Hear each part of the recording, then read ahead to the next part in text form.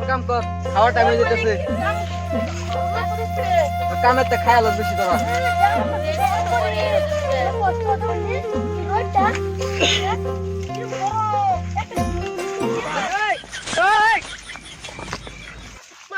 জলদি কর জলদি জলদি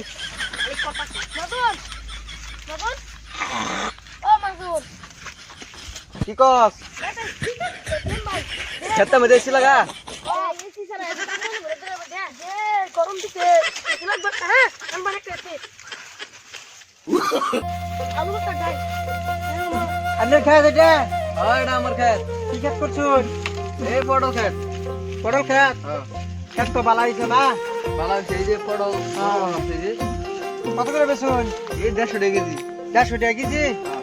হ্যাঁ হ্যাঁ তাহলে পটলের স্বাস্থ্য ভালো হয় না কোন রেট কিছু কমিত না রেট তো ভাবছিলাম যে আইনে খাতার মালিক কিছু কিনে নিয়ে বেচা মেচা করবো হ্যাঁ বেচা মেচা করবো আমার আইনে যে রেট পেয়েছিল অল্প রেট কম করুন রেট কম করে দিতে কামলা নাকি হ্যাঁ কামলা কেঁচা পড়তে স্যার